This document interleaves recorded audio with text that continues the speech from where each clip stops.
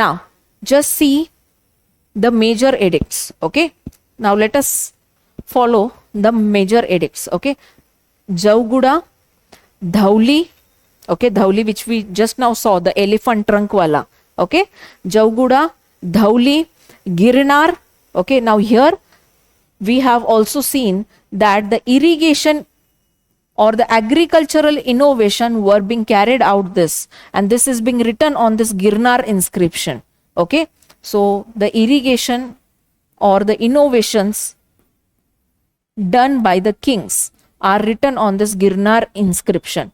Then the Sopara in Maharashtra tells about the trade relations during the Ashokan period. Okay, after that it is Yeragudi. Now Yeragudi is in Andhra. Okay, now after this Kalsi in Uttarakhand or in the northern India. Okay, after that the Takshila. Now Takshila, every one of us know where it is. Okay, after that Subhagari, Shabhagari. Okay, so I hope you remember this name, major edicts. Okay, now let's come on the minor edicts. Let us come on the minor edicts. Okay, so minor edicts: Maski, Gavimat, Palkigundu, Brahmagiri. Now this Brahmagiri is the most important. Okay, this is, although it is a minor rock edict, but this inscription tells about the trade activities plus the economy and the security of the Ashokan Empire. Okay, after this it is Rupnath. Okay, Sastram, Barabara. So Barabaras, we have caves. Okay, and on these caves there are some of the inscriptions. Okay, Gujjara, okay, Bhabru, Bairat, Meerut. Okay, so Meerut is the pillar edict actually. Okay, pillar edict. See this Meerut, I am denoting it by the green color. Okay, Meerut is the pillar.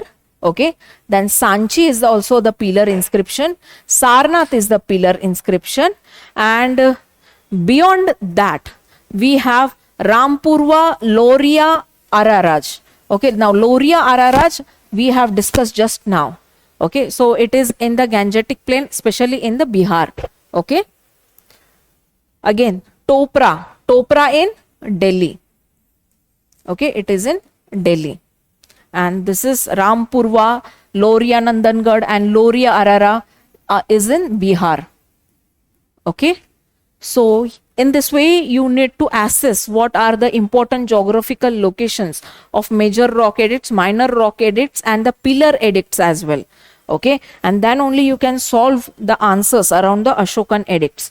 Now what were the different inscriptions along the different rulers? Okay, the Ashoka is the most important and IVC is the most important.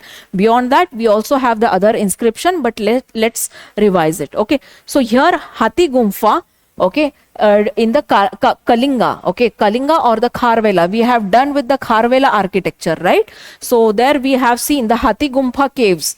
If you remember when we were discussing about the Kharvela art and architecture, that time I have showed you the image of the Hathigumpha cave, a single cave which is being carved out from the single stone. Okay, there is only a gated where it is being designed. Okay, after that the Junagadh or the Girnar inscription in Gujarat. Okay, it represents the Chandragupta Maurya's governance, Pushyagupta, who was responsible for building the Sudarshana lake, right? After that, the Nasik inscription, which is also called as the Gautami Balasari, during the Satavahana Empire. Okay, now we have to do more study about the independent kingdoms also. Okay, after that the Allahabad Pillar. Okay, so we have seen this Allahabad Pillar very oftenly when we were discussing about the Gupta period also, and when we were discussing about the Mauryan, post-Mauryan period also. So Samudragupta had issued this Allahabad Pillar. Okay, after that the Bhitari Pillar. Okay, so the Skandagupta, okay, the latter ruler of the Gupta period, okay, he has built the Bhitari Pillar. Okay, after the Paharpur, so Paharpur in the present day Bangladesh. Okay, so again the Gupta king has been erected this inscription. After this, the Aihole inscription. So this Aihole inscription is the most important inscription, which talks about the Harshavardhana, okay, defeat, which talks about the defeat of Harshavardhana. We would be coming in the upcoming lectures on this. Okay, so after this, the Mandasore, the Malwa king of Yashodharman. Then the Gwalior. So Gwalior mein hai, that is in MP. So here we would be having Gurjaras, okay, Gurjara Pratiharas, and the Bhoja one king. Okay, so Bhoja one king was being asked by the UPSC examination in 2023. Okay, after that, Banskhera. Okay, the Banskhera, we get the copper plate, okay, bearing the signature of Harshavardhana. Okay, and the Devpara Prashasti. So Devpara Prashasti, the Bengal ruler Vijay Sena. Okay, so these are some of the significant inscription you should enlist in your mind very well. Okay, so that even if the question arises from any kind of such keywords, okay, so any kind of such pillar keywords. Now here the Aihole inscription, Allahabad Pillar Inscription, Junagadh Inscription, or the Girnar Inscription. Okay, all these are the major inscription. Beyond that, Hathigumpha is also the major inscription. Okay, so here you need to assess what are the contemporary rulers around them, or who have been created this. Okay, fine. So that's it. Your inscription chapter has been over. Okay, so what was the significance of this inscription? It tell us about the economic regulation which was being held during that period.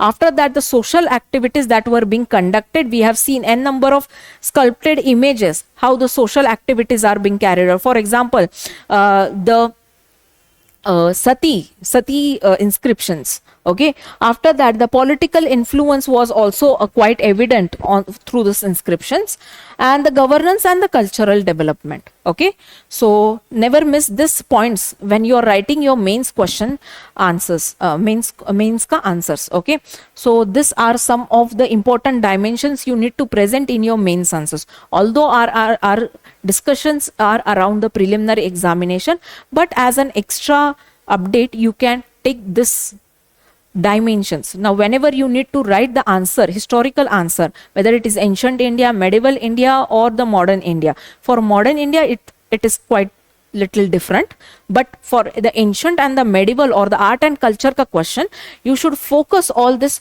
5 dimensions in your answer of your question. Okay, especially in the body, in the first structure or the second structure, before concluding it through any kind of conclusion. Okay, fine, that's it. So let us meet in the next session, where we would be talking about the post-Gupta period, or the emergence of the independent kingdoms again after the Gupta period. Okay, as it happened during the post-Mauryan period, it would be also taking place at the higher pace after the Gupta period. Okay, thank you.